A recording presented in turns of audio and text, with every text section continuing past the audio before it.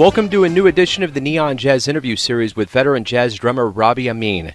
He has Lebanese roots and was raised in New Haven, Connecticut. He is promoting his newest 2016 CD, Days in the Night, and leading up to this point, he has had quite an adventure. He has studied at Yale University, been in New York City since the 80s, recorded with Dizzy Gillespie and Paul Simon. He is the author of a best-selling instructional book and CD. He's had TV appearances on The Tonight Show and 60 Minutes, and his life is full of stories. So get to know him and dig this interview, my friends. Robby, hey, thanks for taking some time out for me today, man. I appreciate it. Pleasure. So I'm going to go ahead and start off here and ask you, just kind of in your own words, give me a snapshot of activity that's going on with you lately.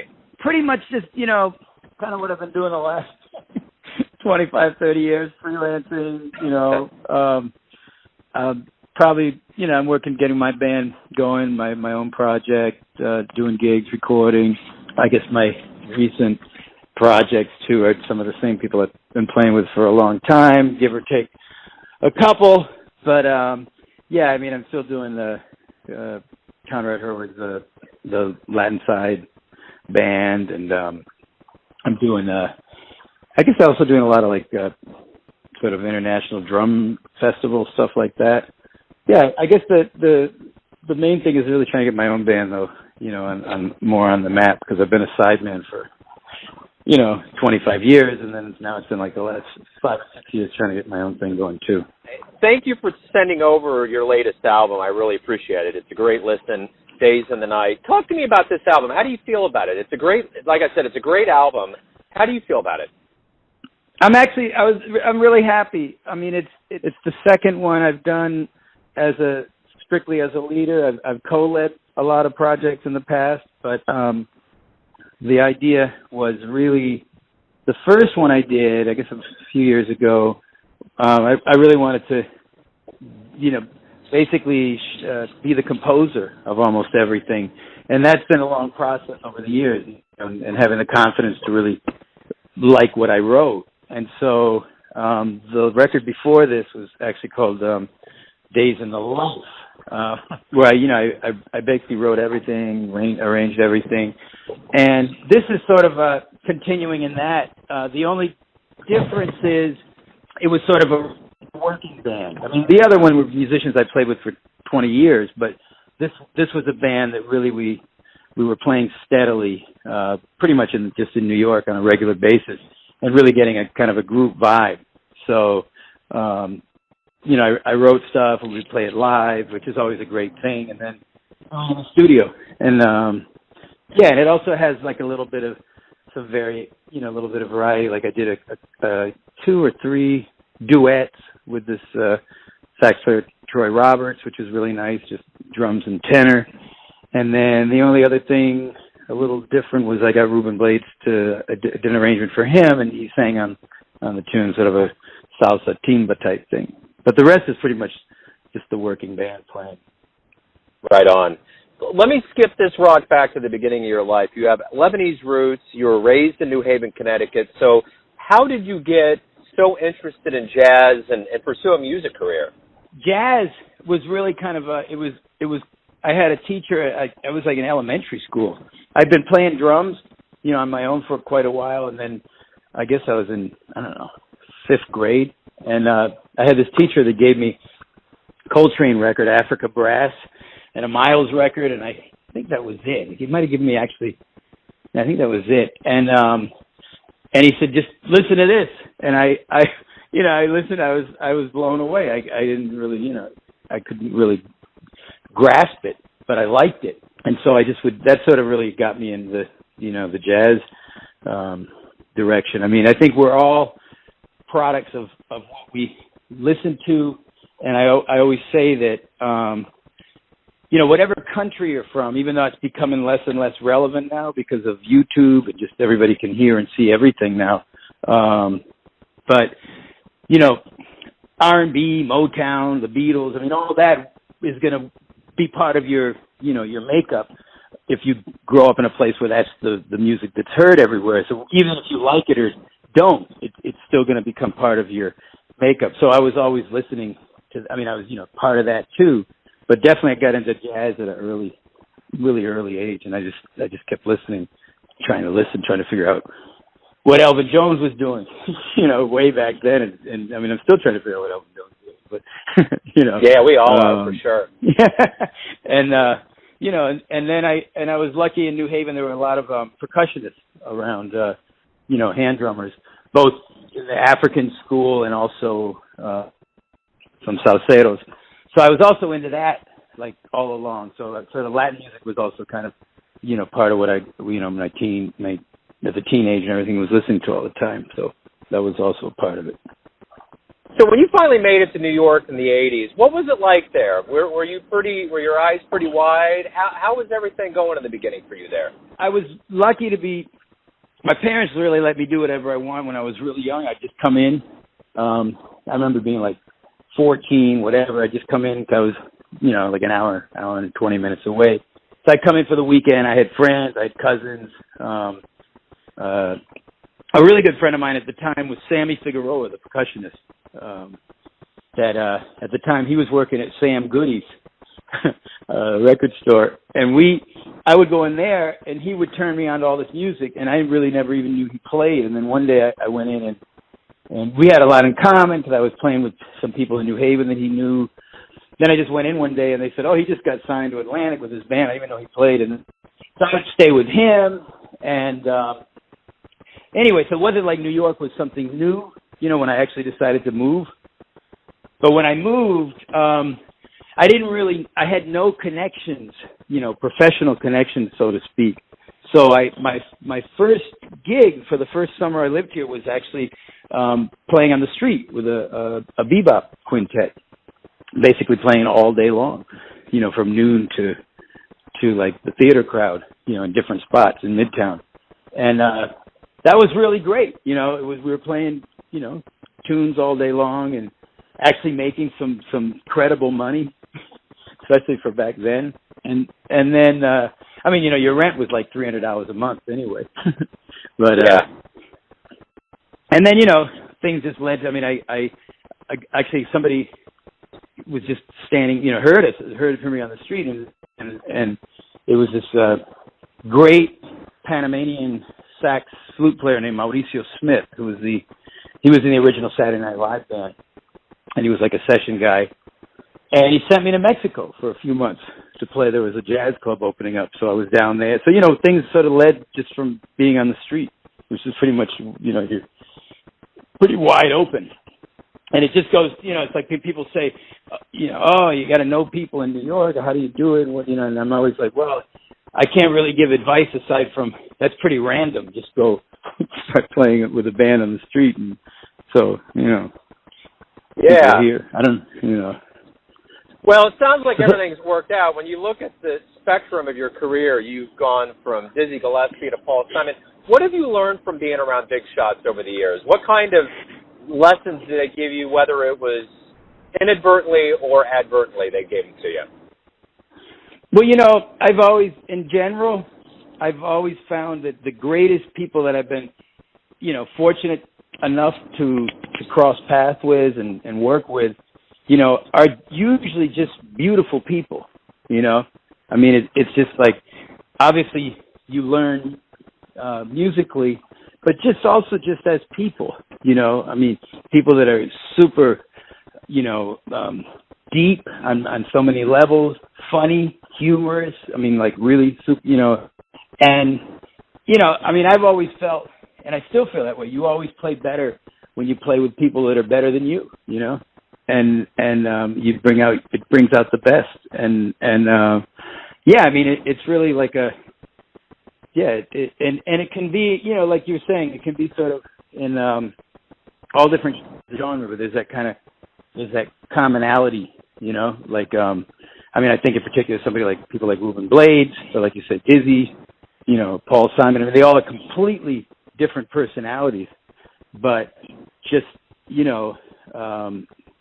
wonderful, great people, not just great artists, just great people. Yeah. So that's inspiring too, and it makes it just easy.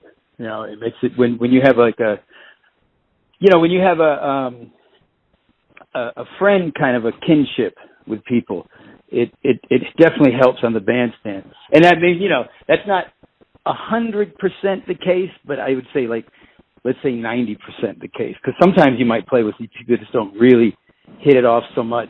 But usually that's not going to be a long-term relationship, just like in your personal life, you know. Absolutely. Absolutely. So let me ask you this. You've always, you've been very close to New York City. You've gone to a lot of clubs and seen a lot of shows. What have been some of the shows that you've seen, more specifically in the jazz realm, that have really left an impression on you? Well, that's a good, I mean, look, we could go and talk about how the scene now, like you were asking me like what it was when I first came, and the scene is completely different now. And the music scene is completely different. And, you know, every generation would say that, you know, like whoever the younger generation coming to New York, you know, oh, it's not like it used to be. It's like, you know, but now you truly say it and it's true because just, you know, as they say, like the goalposts have been moved. There's a whole other, you know, nobody buys records, you know, live music does not, you know, it's not just like huge part of people's lives the way it used to be, listening to a whole record from beginning to end. I mean, it's become cliche. Everybody knows that now. At the same time, you know, less and less people actually are always moving to New York like they used to be because it's not as viable, you know, to make a living as a jazz musician or as any kind of musician, really.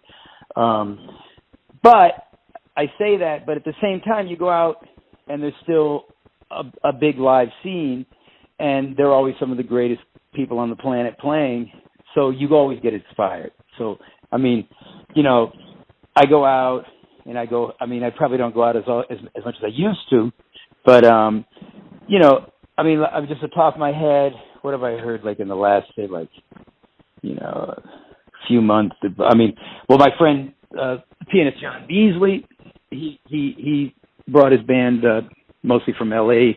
He's got a big band called the Monkestra. They did a week of the Jazz Standard that was just everything you would want. Like, I walked out that night saying, you know, a lot of friends of mine were playing in the band, but just musically, the solos were on a super high level. The band gelled, sounded fantastic together. The arrangements were great. So that's kind of what that really, like, takes you like, man, that's beautiful. And I also, what's another night that I kind of stand out? Let me just say recently, Mark Giuliani had he had an acoustic band.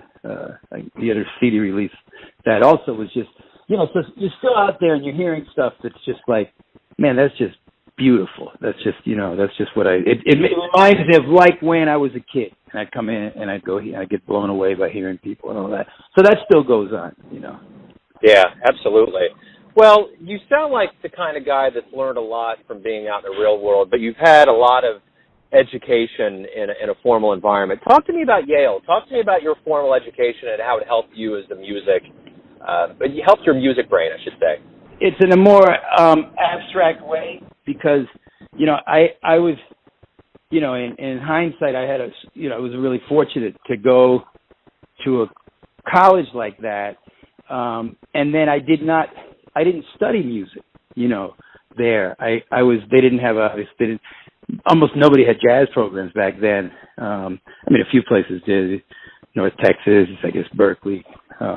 But, you know, my father was really, he said, look, I know you, because I was playing, you know, professionally anyway by then. And he said, look, you know, you have an opportunity to go and just study whatever you want to study. And that was a real luxury. So I did, you know, I took lessons. The guy in the classical department, this badass Fred Hinger, he was principal timpanist of the Metropolitan Opera, and so I studied with him. But I was just, all my playing was outside of college. That was like a whole other, you know, world for me. It was like where I was playing and who I was playing with had very little to do with what I was doing in college. So I would say it helped me in a way. You know, if you want to be a journalist, I think it's preferable not to go to journalism school, but get a degree in philosophy or in history or in political science. I think it'll make you a better journalist. So in a way, you know, I ended up majoring in literature. So, and I took a lot of like sort of African literature, Latin American literature, kind of all of that kind of just in the end, I think made me a more rounded person. And, you know, and that definitely helps you, I think, as a musician for sure. Your craft, you got to shed. That's an ongoing thing. You always, you know, But then there are other things that, and especially in jazz, because it's improvisatory. Just I think that, the more well-rounded a person you are, the more well-rounded a musician that you'll be.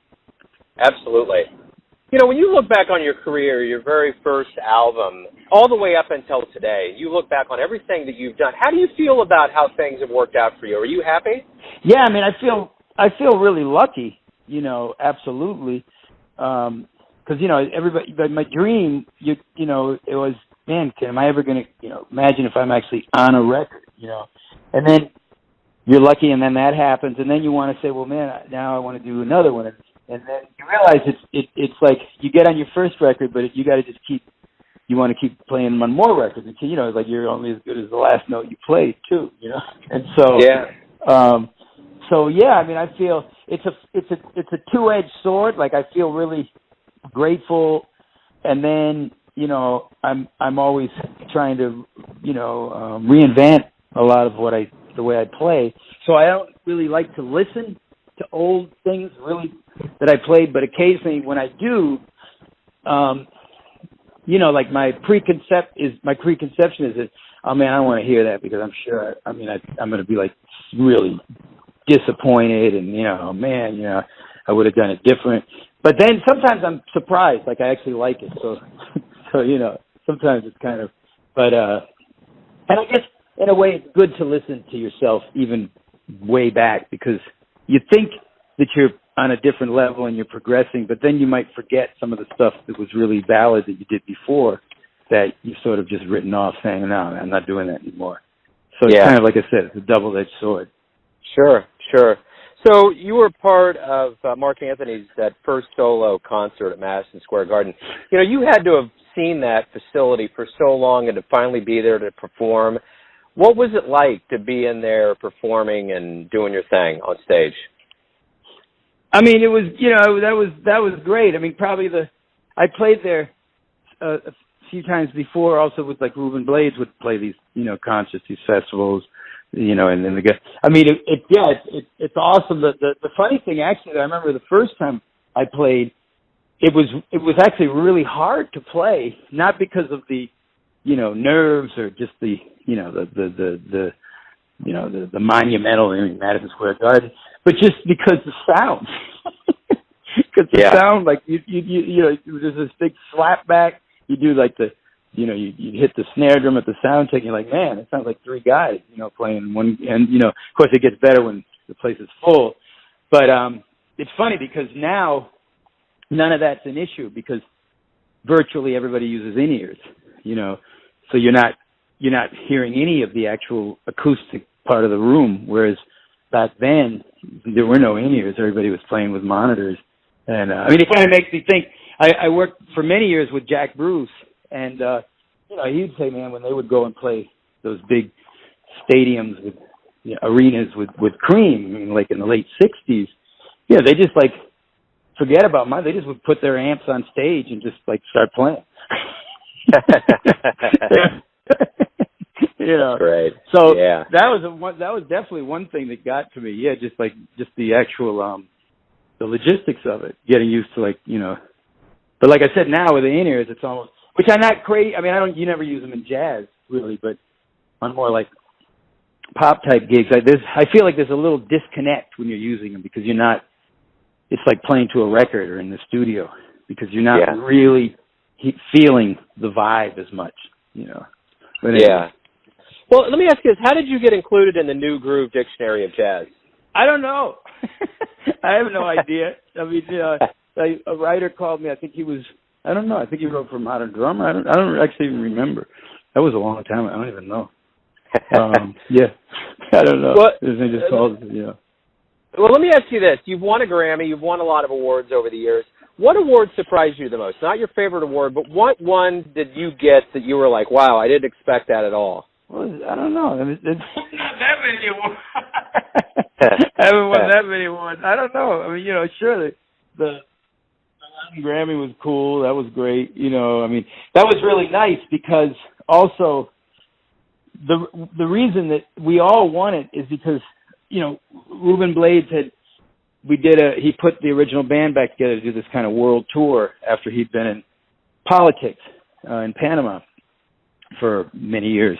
And the thing is, he billed it as him, Ruben Blades, and Seis del Solar, which was his band, the band we were, and so, which is really righteous of him because it was him in the band. So, you know, everybody got a Grammy because it was a band. It wasn't just Ruben Blades got the Grammy and we're the backup musicians. So that was kind of nice.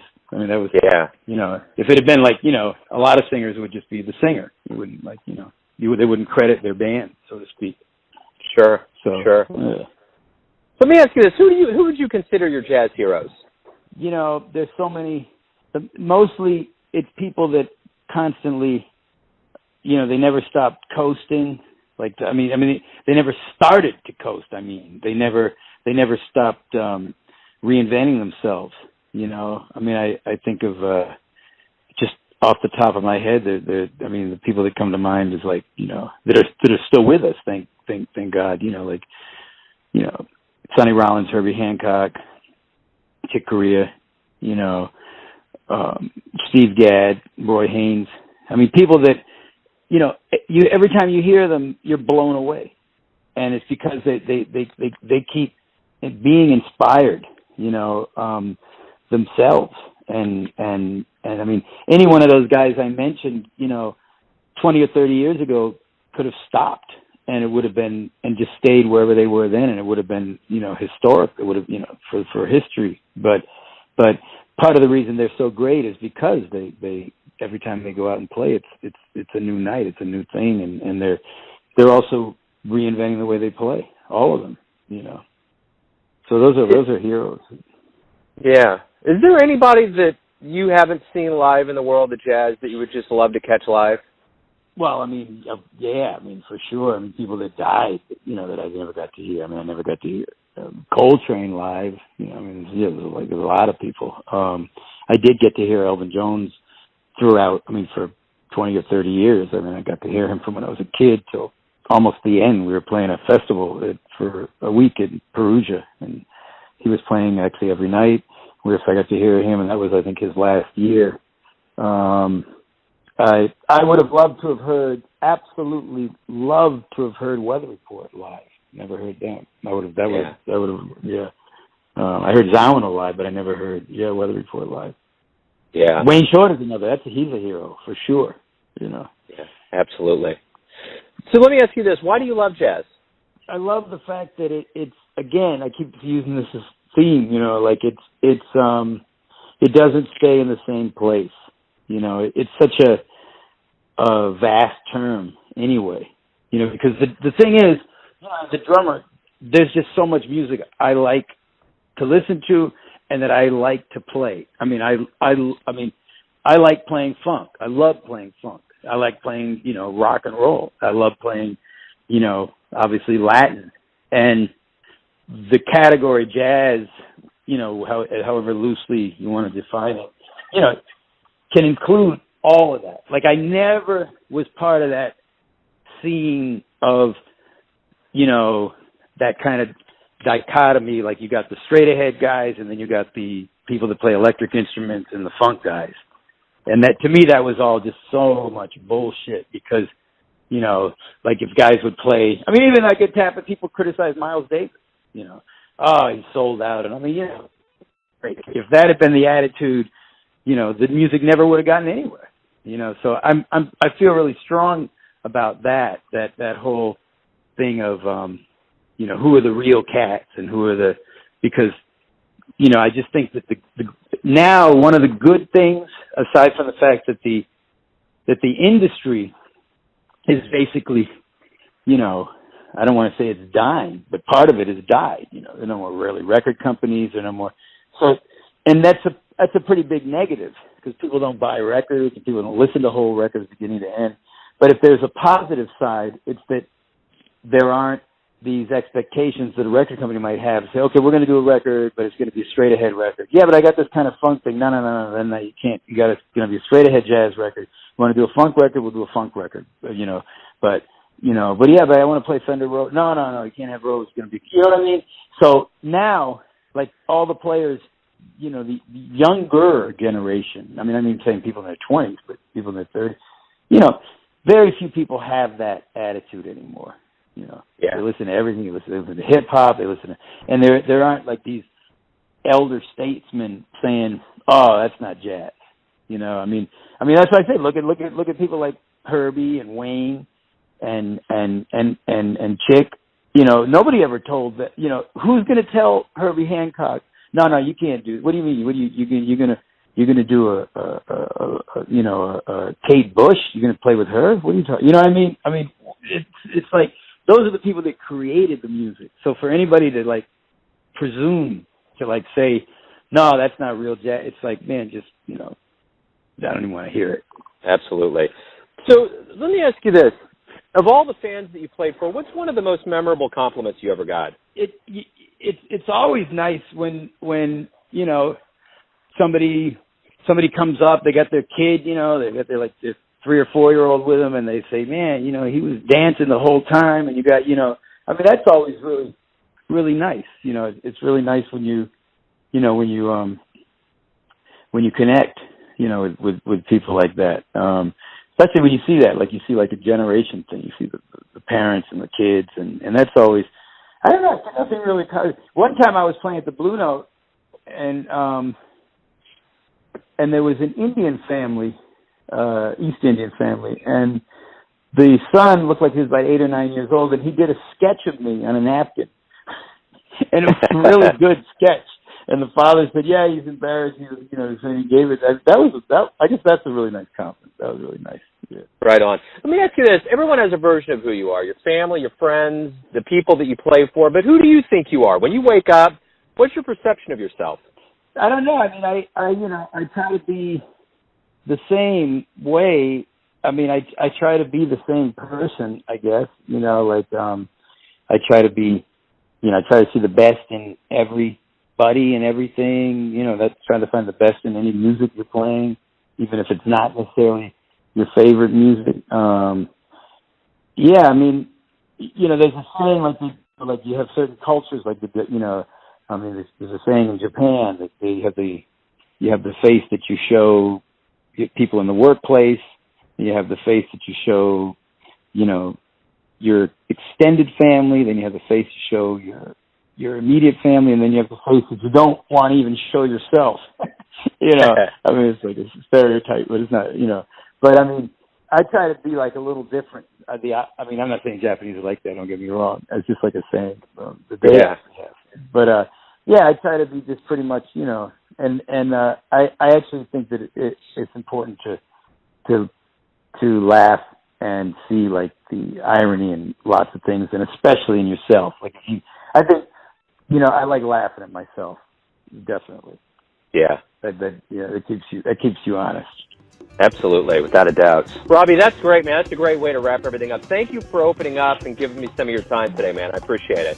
Great. Well, thank you. And, yeah, I mean, it's good, the more jazz shows, the better, I mean, everything I'm talking about definitely affects radio and everything. So it's like we're all in the same boat. It's funny, like radio stations, you're like musicians. I mean, it's like who's listening now or who's just streaming from, Spotify or whatever. I mean, I think we all are helping each other in this sense, Thanks for listening and tuning in to yet another Neon Jazz interview, where we give you a bit of insight into the finest players in New York, Kansas City, and spots all over the world, giving fans all that jazz. And thanks to Robby for his time, his stories, and his honesty. If you want to hear more interviews, go to Famous Interviews with Joe Domino on the iTunes Store, or visit neonjazz at youtube.com. And for all things Neon Jazz, the neonjazz.blogspot.com. Until next time, enjoy the jazz, my friends. Neon Jazz.